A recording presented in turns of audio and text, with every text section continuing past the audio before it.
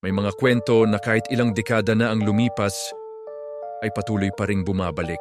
Hindi dahil gusto natin silang maalala, kundi dahil ayaw nilang makalimutan. Sa bawat probinsya, bawat baryo, bawat lumang bahay, may mga kwentong ibinubulong lamang kapag gabi na. Mga kwentong hindi binabanggit sa liwanag. Dahil may paniniwala ang ilan na kapag binanggit mo sila, maaari silang bumalik. Isa sa mga pangalang iyon ay Maria Labo. Sa unang tingin, isa lamang itong kwento, isang urban legend. Isang katang-isip na ginagamit upang takutin ang mga bata. Pero habang lumilipas ang panahon, mas dumadami ang mga taong nagsasabing hindi lamang ito kwento. May mga bahay na may naririnig na nagluluto. Kahit walang tao. May mga taong nagigising sa madaling araw dahil may bumubulong sa kanila. At may mga taong nagsasabing nakita nila ang babaeng may dalang kutsilyo na tila may hinahanap. Ang kusina. Isang lugar na simbolo ng init, ng pamilya, ng pagmamahal ng isang ina. Pero paano kung ang kusina rin ang naging saksi sa isang kasalanang hindi dapat nangyari? Paano kung ang lugar na nagbibigay ng buhay ay naging lugar ng kamatayan? Hindi ko po alam kung paano ipapaliwanag, pero sigurado po ako sa narinig ko. May nagluluto sa kusina namin at tinawag niya akong anak. Taong 2021. Isang ordinaryong gabi para kay Adrian. Mag-isa siya sa kanilang bahay habang ang kanyang pamilya ay nasa burol ng kanyang tiyahin sa kabilang bayan. Pinili niyang manatili dahil may trabaho siya kinabukasan. Wala siyang ideya na iyon na ang gabi na magbabago sa kanyang buhay. Alas 2:47 ng madaling araw nang siya ay magising.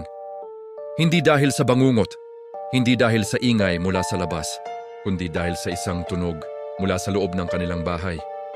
Isang tunog na hindi dapat naroon. Isang tunog na parang may naghahalo ng pagkain sa kaldero. Akala ko po bumalik na sila mama, pero habang papalapit siya, may kakaiba siyang napansin. Walang ilaw, walang tao, pero tuloy ang tunog. Isang kaldero na kumukulo kahit walang apoy. At doon niya naramdaman ang isang bagay na hindi niya kailanman naramdaman noon. Ang presensya ng isang nilalang na hindi niya nakikita. Anak, ang kanyang dugo ay tila nagyelo. Ang kanyang katawan ay hindi makagalaw. Dahan-dahan siyang lumingon. Walang tao. Pero ramdam niya, may nakatingin sa kanya. Hindi ako nag-iisa. Hindi siya natulog sa gabing yon. Narinig mo siya. Si Maria Labo. Ayon sa kanyang lola, si Maria Labo ay dati ring isang ina. Isang ina na minahal ang kanyang mga anak. Isang ina na masipag, mapagmahal at handang gawin ang lahat para sa kanyang pamilya. Ngunit may isang gabi na nagbago ang lahat. Dahil sa kahirapan, napilitan siyang mangibang bansa. Iniwan niya ang kanyang mga anak sa kanyang sariling tahanan. Iniwan sa piling ng mga kapitbahay at kamag-anak. Hindi niya alam na sa kanyang pagbabalik, may dala siyang sumpa na hindi na niya mababawi. May nagsasabing nakilala ni Maria ang isang nilalang sa ibang bansa.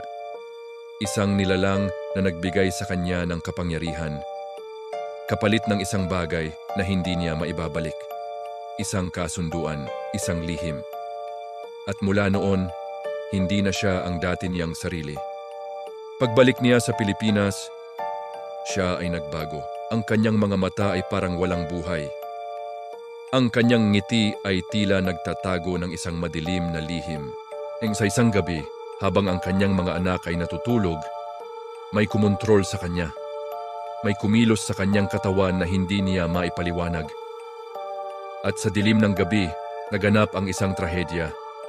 Isang trahedya na hindi dapat naganap sa isang tahanan. Kinabukasan, wala na ang kanyang mga anak. Walang bakas, walang dahilan. Ngunit may naiwan sa kusina.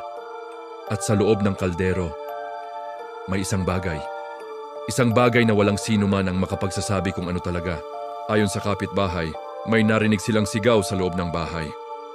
At may nakita silang anino ng isang babae na may hawak na kutsilyo na tila nagluluto. Ngayon, dekada na ang lumipas at may mga bahay pa rin na nag-uulat ng presensya ni Maria Labo. mga bahay na tahimik sa araw.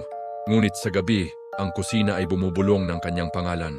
May nagsasabing kapag narinig mo ang tunog ng kaldero sa gabi, kahit walang apoy, maaaring siya'y nariyan, nagbabantay, nag-aabang.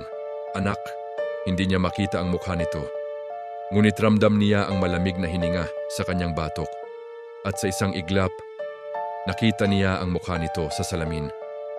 Si Maria Labo. Hindi ang ina na kilala niya, kundi ang nilalang na nagtatago sa anyo ng ina. Paglingon niya, wala na, ngunit may naiwan. Ang kaldero ay kumukulo. Ang tunog ay patuloy. At sa bawat pag-ikot ng kanyang mata, may anino na sumusunod sa kanya.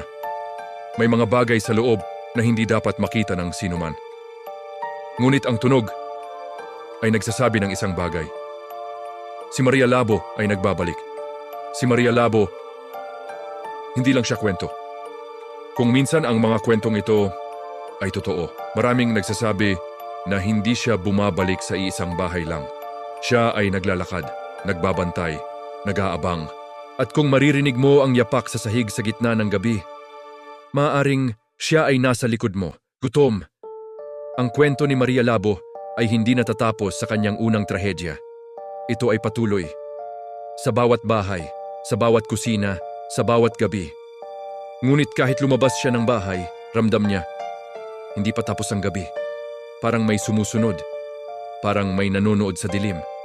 May nagsasabing si Maria Labo ay hindi nagtatagal sa isang lugar lamang.